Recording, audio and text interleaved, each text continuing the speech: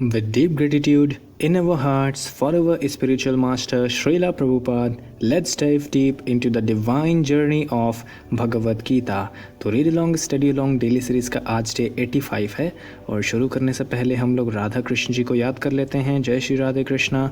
वृंदावन के राधा कृष्ण जी के दर्शन कर लेते हैं।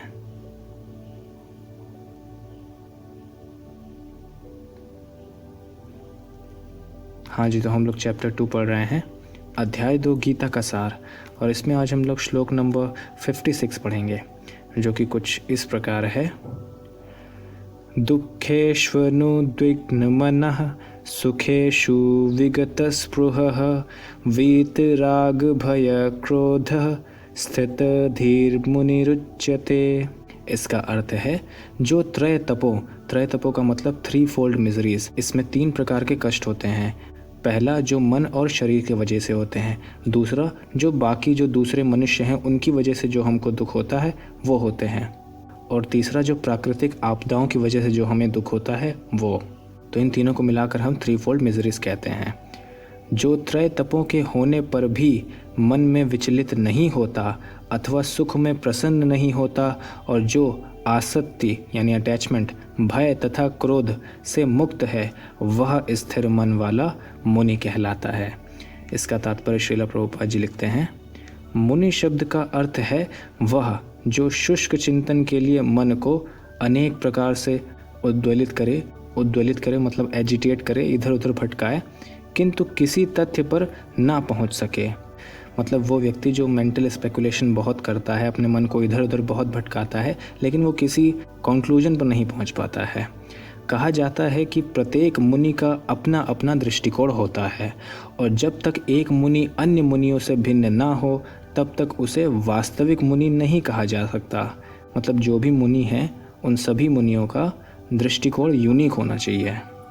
आगे एक लाइन श्रीला प्रभुपाद जी महाभारत से कोट कर रहे हैं, ना चासा वृषिर्य यस्य मतम न भिन्नम। किंतु जिस स्थित धीह मुनि का भगवान ने यहाँ उल्लेख किया है वह सामान्य मुनि से भिन्न है, क्योंकि ये स्थित धीह मुनि है, स्थिर मन वाला मुनि है। स्थित धीह मुनि सदैव कृष्ण भावना भावित रहता है, क्योंकि वह सारा सृजनात्मक चिंतन पूरा कर चुका होता है। एक स्थिर मन वाला मुनि कृष्ण भावना भावित है। इसका कनेक्शन कैसे हो रहा है इसको अभी आगे श्रील प्रभुपाद जी बताते हैं। वह प्रशांत निःशेष मनोरथांतर कहलाता है। ये श्रील प्रभुपाद जी इस स्तोत्र रत्न से कोट कर रहे हैं। या जिसने शुष्क चिंतन की अवस्था पार कर लिया। अब ये मुनि जो चिंतन कर रहा है वो आखिर किस चीज़ के लिए चिंतन कर रहा है? वो भगवान के लिए चिंतन कर रहा है कि आखिर भगवान कौन है। ऐसे बहुत मुनियों के अपने अपने मत होते हैं ना। वो कहते हैं कि भगवान ये प्रकृति है, तो कोई मुनि कहता है भगवान ये वाला देवता है, वो वाला देवता है। तो बहुत सारे मत रहते हैं, लेकिन वो किसी भी तथ्य पर नहीं पहुंच पाते हैं, इसीलिए उनका मन स्थिर नहीं हो पाता है। इसीलिए हम उनको स्थित धीह मुनि नहीं कह सकते। तो वो स्थिर मुनि कब बनेगा? जब वो सच्चाई को जानेगा, और सच्चाई ये है कि जो भगवान है उनका नाम श्री कृष्ण जी है।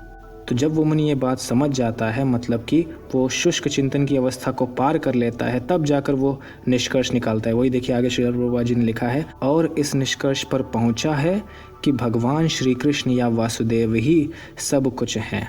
वासुदेव सर्वमिति सा महात्मा सुदुर्लभा।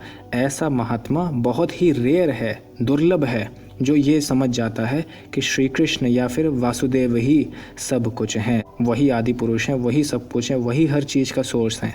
जब वो मुनि ये समझ जाता है तो उसका मन स्थिर हो जाता है, तब उसको हम क्या कहते हैं? स्थित धीह मुनि कहते हैं। तो अब आपको ऊपर वाली लाइन का मतलब समझ में आया होगा कि आखिर स्थित धीह मुनि कृष्ण भावना भावित कैसे हुआ। तो आगे फिर नीचे यहाँ पर लिखा है, वह स्थिर चित्त मुनि कहलाता है। मतलब स्थिर चित्त वाला, स्थिर मन वाला मुनि कहलाता है। ऐसा कृष्ण भावना भावित व्यक्ति तीनों तापों के संघात से तनिक भी विचलित नहीं होता। तो वो 3 फोल्ड मिजरी से विचलित नहीं होता, परेशान नहीं होता, क्योंकि वह इन कष्टों को, तापों को भगवत कृपा के रूप में लेता है। आप समझ रहे, वो 3 फोल्ड मिजरीज को भी भगवत कृपा समझ रहा है। अब कैसे समझ रहा है, उसका क्या तर्क है वो देखिए आगे। और पूर्व पापों के कारण अपने को अधिक कष्ट के लिए योग्य मानता है।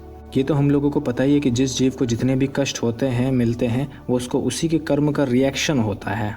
ठीक है, तो ये जो स्थित धीह मुनि है वो ये सोचता है कि मैंने पाप तो बहुत किए थे, ये तो श्री कृष्ण जी की कृपा है, भगवत कृपा है, जो उसका रिएक्शन बहुत कम मेरे को मिला, वरना मिलता तो बहुत ही ज़्यादा मिलता अगर मैं भगवत भक्त नहीं होता, अगर मैं कृष्ण भावना भावित नहीं होता। और ये सही बात है।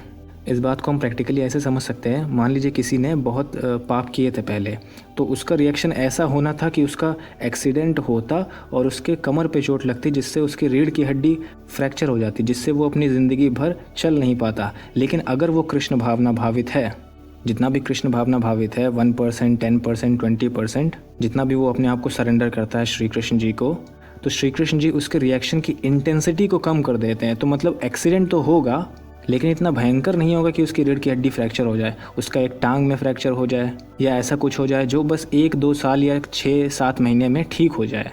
तो समझ रहे हैं, रिएक्शन की इंटेंसिटी कम हो जाती है, तो उस वे में वो खुश हो जाता है। और ये एक तरह की भगवत कृपा ही हुई। तो ये इस बात पर भी बहुत डिपेंड करता है कि कौन अपने आप को कितना ज़्यादा श्री कृष्ण जी के सामने अपने आप को सरेंडर कर दिया है। आगे श्रील प्रभुपाद जी लिखते हैं, और वह देखता है कि उसके सारे दुख भगवत कृपा से रंच मात्र रह जाते हैं। वही हमने जो अभी आपको बताया कि जो रिएक्शन का इंटेंसिटी है वो कम हो जाता है। इसी प्रकार जब वह सुखी होता है तो अपने को सुख के लिए अयोग्य मानकर इसका भी श्रेय भगवान को देता है। तो आप देख रहे हैं, वो दुख के केस में भी भगवान की कृपा मानता है और सुख के केस में भी भगवान की कृपा मानता है। तो ये आपको साफ साफ समझ में आ रहा होगा कि उसका मन देखिए कैसे स्थिर है। और वो क्यों स्थिर है? क्योंकि वो कृष्ण भावना भावित है। आई होप आप इन दोनों बातों को अच्छे से कनेक्ट कर पा रहे होंगे। बहुत अच्छे से श्रील प्रभुपाद जी ने तात्पर्य लिखा है। वह सोचता है कि भगवत कृपा से ही वह ऐसी सुखद स्थिति में है और भगवान की सेवा और अच्छी तरह से कर सकता है। मतलब आप समझ रहे हैं, जब उसको सुख मिला तो वो ये नहीं सोच रहा है कि उसको मैं कैसे खुद के लिए एंजॉय करूं, मतलब इंद्र तृप्ति करूं, अगर सुख आ गया तो उसको एंजॉय करूं। तो उसमें भी वो यही सोच रहा है कि अब ये जो मेरे को सुख मिला है इसको मैं श्री कृष्ण जी की सेवा में कैसे उतार सकूं। आप इसको ऐसे समझ सकते हो कि पहले उसकी जो सैलरी आती थी वो एक्स अमाउंट आती थी, लेकिन अब भगवत कृपा की वजह से उसका x+c अमाउंट की सैलरी आ रही है। तो वो c अमाउंट से विचलित नहीं होगा कि अपनी और फैसिलिटीज़ बढ़ा दे, अपने घर में और अच्छे इक्विपमेंट्स ले आए। नहीं, वो बिल्कुल ऐसा नहीं करेगा। वो उसको भगवान के लिए यूज़ करेगा। वो NGOs में पैसा लगा सकता है, वो मंदिरों में फूड फॉर लाइफ के लिए पैसा दे सकता है। समझ रहे हैं आप, उसका जो सुख मिला वो उसको भी भगवान की सेवा में इस्तेमाल कर रहा है। यही एक बड़ा डिफरेंस है एक कृष्ण भावना भावित व्यक्ति और एक नॉर्मल व्यक्ति में, कि एक नॉर्मल व्यक्ति अपने बारे में सोचता है, लेकिन एक कृष्ण भावना भावित व्यक्ति श्री कृष्ण जी की खुशी के लिए हमेशा हमेशा सोचता है और भगवान की सेवा के लिए वह सदैव साहस करने के लिए सन्नद्ध रहता है। मतलब बहुत ही ज़्यादा एक्टिव रहता है। वह राग या विराग से प्रभावित नहीं होता। राग का अर्थ होता है अपनी इंद्र तृप्ति के लिए वस्तुओं को ग्रहण करना। जैसे कि मैंने बताया कि वो c अमाउंट अगर अपने लिए यूज़ करता तो वो राग में होता, लेकिन ऐसा बिल्कुल नहीं है। और विराग का अर्थ है ऐसी इंद्रिय आसक्ति का अभाव। किंतु कृष्ण भावनामृत में स्थिर व्यक्ति में ना राग होता है ना विराग, क्योंकि उसका पूरा जीवन ही भगवत सेवा में अर्पित रहता है। मतलब समझ रहे हैं आप, इंद्र तृप्ति में ना ही वो एकदम अटैच हो जाता है ना ही एकदम डिटैच हो जाता है। वो बस भगवत सेवा के बारे में सोचता है।